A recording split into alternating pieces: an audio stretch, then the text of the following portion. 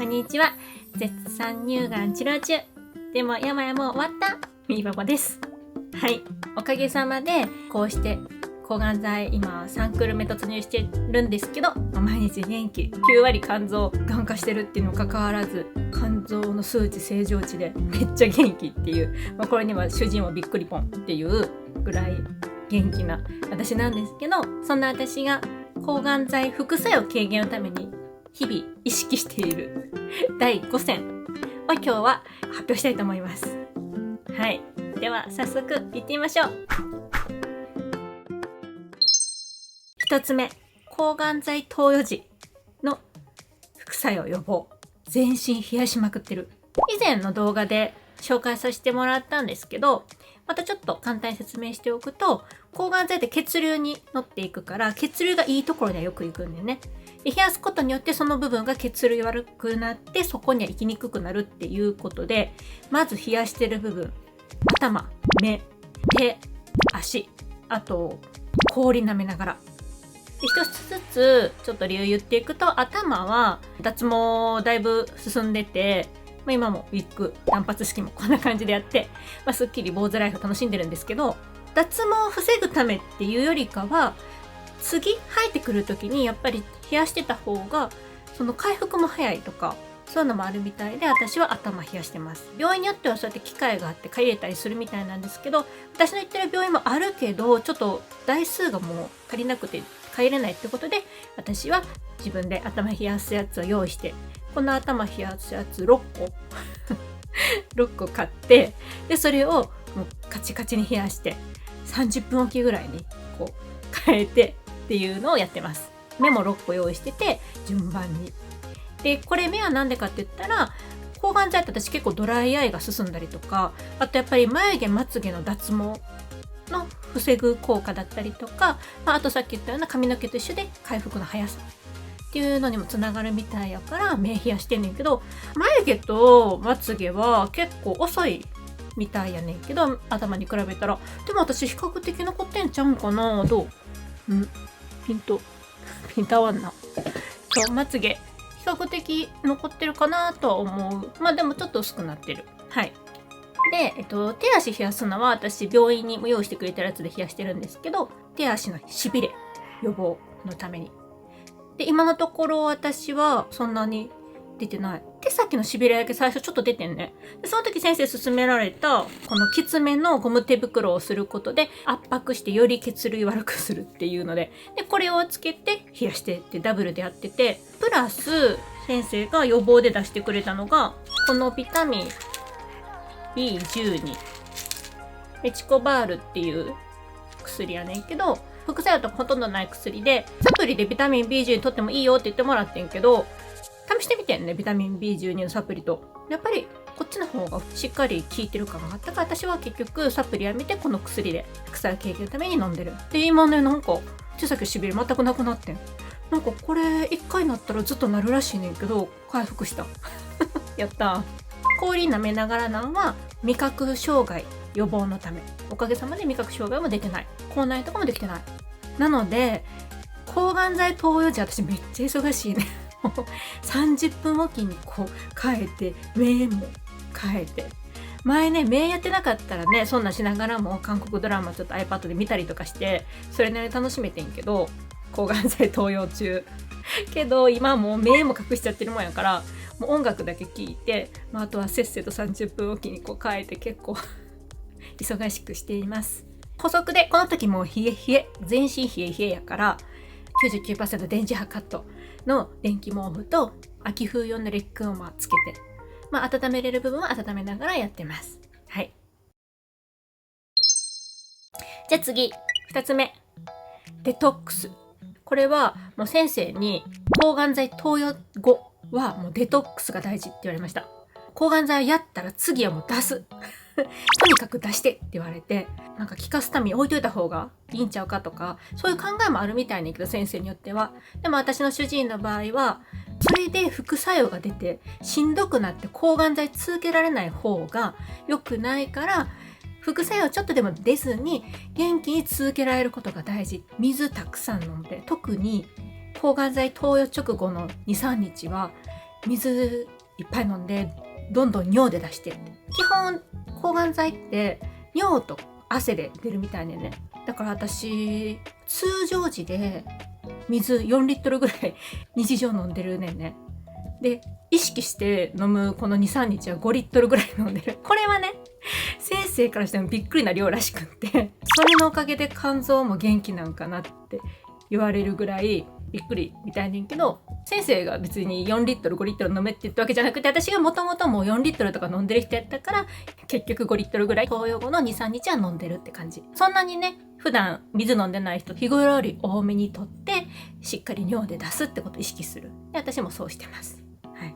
このね肝臓私9割がん化しててにもかかわらずどんどん改善されてって今や正常値になってるってことが、もうこれはなんか主治医もびっくりみたいで、こんな人初めて見た。なんでかなってやったら先生にも聞かれるけど、私も先生わからんのに私もわからんのみたいな、何してんのって聞かれんねんけど、なんかいろいろやってるけどどれがその肝臓にいいのか私もよくわかんないから、いやとか言ってて、でも先生は、水そんだけ飲んでんのが一つ要因なのかな、そういう話もしたりしてますはい。であとは適度な運動して汗をかく。毎日ウォーキングしてます。インターバル速歩って言って3分早歩きで、その後は3分ゆっくり普通に歩くで、また3分早歩きっていうのを繰り返す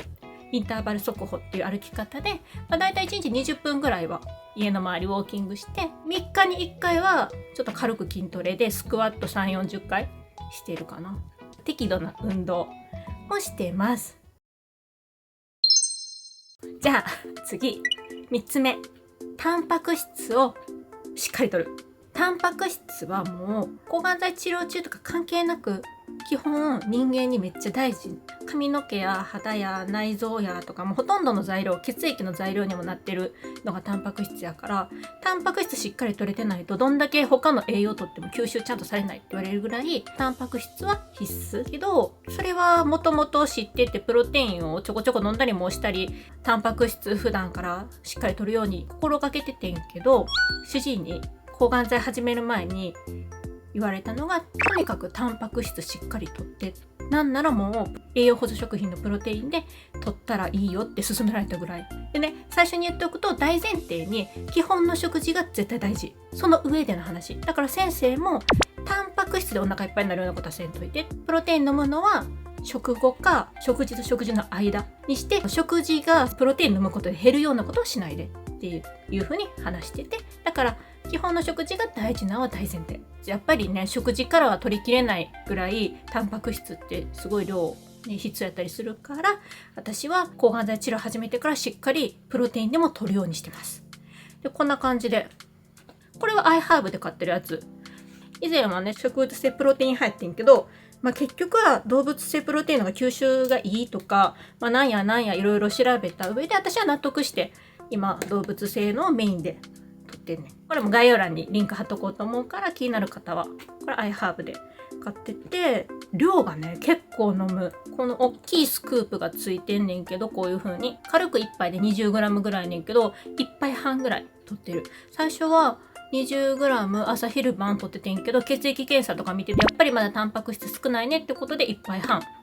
朝昼晩のその食事と食事の間に取るようにしてます。こういう感じで、もうこれだから1ヶ月で2個ぐらいなくなる勢い。ただちょっとこれね海外アイハーブのっていうのもあるし、売り切れがねとにかく激しくて、そういう難点があるのね。あとちょっとお高め、どうしてもこだわってすごいいいのはいいねんけど、そういう中でなんかいいのないかなって探して、一つ楽天で買えるやつ、タンパク乙女さん、これもいいんちゃうかなって。これもリンク貼っとくけど、いろいろ選べるっていうのがいいなってその人にあって、例えばベジタリアン人向けとか、タンパク質だけ取りたいって言ったらそれだけのやつがあったりとか、そういうのやったら結構料理とかおやつ作りの中に入れたりとかもできるからいいんちゃうかなって。これは動物性植物性どっちも掛け合わせてるやつ。手軽に取りたい方はお値段もこっちの方がもう少し手軽にできるっていうので、一応おすすめなんでリンク貼っときますね。ちなみに先生は動物性でも植物性でもそれはどっちでもいいって言ってたし、別にここのがいいよとかそんなはなく、私がいろいろ調べていいなと思ったのを今紹介したって感じです。でプラス私はこれは別に先生に言われたとかじゃなく、タンパク質補給のためにできるだけ自然に食べ物から取りたいっていうので、もともと私治療前からやってた健康法やねんけど、私が安心できる餌を食べていて、平飼いの新鮮な卵を1日4個丸飲みしてる。午前中に2個、午後に2個丸飲み。で、プラスタンパク質を取ってるっていう感じです。これは先生にも言ってるけど、そんなこともしながらしっかりタンパク質取ってる。で、抗がん剤治療中に先生はプロテインで飲んでっていうぐらい、なんでタンパク質必要なんですかって質問したら、超納得な答え返ってきたから、ちょっとシェアしますね。タンパク質は白血球とか赤血球の材料で、材料がないとそもそも作れない。ここは白血球って抗がん剤治療してるとね、だけでも下がりやすいもの。だけど、抗がん剤治療関係なくタンパク質少なくって白血球下がってしまって、例えば休薬プラスになったりとかしたら、それだけで抗がん剤が思うように進まなかったりする。免疫力にもつながるから、そういう意味でもしっかりタンパク質を取る必要がある。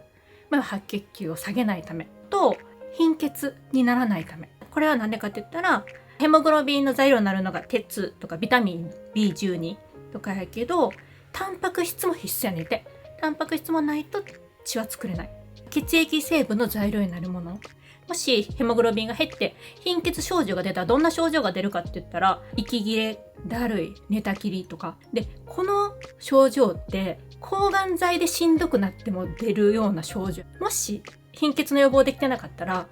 貧血でその症状が出てるのか、それとも抗がん剤その症状が出てるかわからなくて、とりあえず抗がん剤の量を減らしましょうとか、ちょっと休みましょうとか、抗がん剤治療が思うように進まなくなる。その何が原因かね、結局はわかんないから、抗がん剤を例えば変える必要になったりとかした時に、結局は貧血なのかもしれないとか、もう全て治療が後手後手に回ってしまう。から、そうならないために日頃からちゃんと貧血にならない予防のためにもタンパク質をしっかり摂るのが大事やねんって。そう。抗がん剤治療中にタンパク質をしっかり摂ってって言ったのはこういう理由で、もう超納得。なるほど。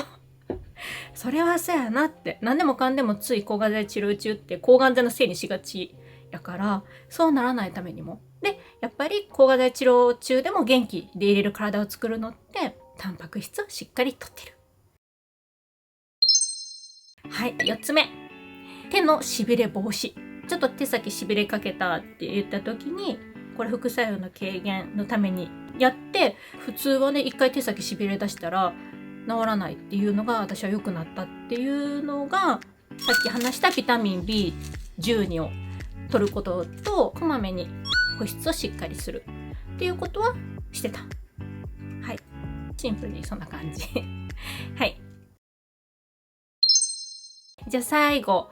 5つ目。ちゃんと薬の力もいい具合に頼ることって大事っていうこと。これは、主治医に言われて大切やなって思ったこと。抗がん剤治療中は普段の自分の体とは違うから、私とかやったら基本薬とか嫌なタイプで、できる限り自分の力でっていう風に思うねんけど、ただ抗がん剤治療中ってやっぱ薬を入れてるから、普段の自分の体とは違うものでね、それをなんとか自分の力でやろうとしても結局は悪循環になってしまったりとかすることもあるから、ちゃんと薬の力も借りる。うまく頼るっていうよりかは、うまくちゃんと借りるっていうことかな。これはでもほんま大事やなって先生に言われて、私もハッとしたけど大事なことやなって思います。例えば私のその便秘もそう、抗がん剤治療してすんごい便秘になってけど、便秘で居続けたら結局はずっとその便の中にその抗がん剤が溜まってしんどくなってしまうから、やっぱ出さないといけない。自力ではもう出せないレベルやから、ちゃんと薬の力頼って薬を飲む。ずっとその薬に頼るってわけじゃなくって、だんだん腸の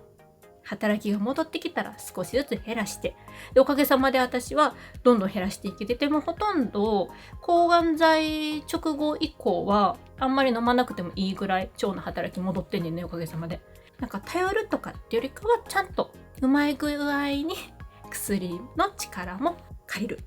はい、これもすごい大事なことやなって思います。はい、私が副作用軽減のためにしていること5選なんですけど、プラスアルファ、なんかこれは偶然やけど、めっちゃ早寝早起きしてる。これはね、緊急入院、抗がん剤治療前、始まる直後にした時に、入院中ね、めっちゃ早寝早起きの習慣がついて、で、なんかそれがあまりにも気持ちよくって、帰ってきてからもめっちゃ早寝早起きしてます。だいたい9時半ぐらいにはお布団入って、10時までには絶対お布団入ってる。で、朝6時とか7時、遅かったら7時ぐらいに目覚めてっていう感じで、早寝早起きもいいんちゃうかなって思ってます。何より日々の中で大切やなって思うのは、治療中心の生活にしないってことは大事ちゃうかなって私はそう思ってます。もちろん体が第一なのは大前提、そんなのはやねんけど、なんか治療中心とかこの病中心の生活にならないこと、前このね聞く動画でもお話ししたように、私は乳がんとか病とかそんなの関係なく、その先乳がんとかが終わった後を見て、でそこをワクワクして今できることを楽しく日々過ごしてる。それが中心。治療ももちろん大事やからもちろんやってるけど、何を一番にするかってとこで、結局は免疫力を守ることが自分のためにもなって、ストレスとかじゃなくて楽しむことかなって、毎日笑顔でいれることかなって思うから、何よりも私自身のために自分の笑顔を守っていきたいなって思ってます。はい、そんな感じで引き続きまた報告しますね。では、よかったらいいねボタンとチャンネル登録の応援よろしくお願いします。ではまた、みーぽぽでした。バイバーイ。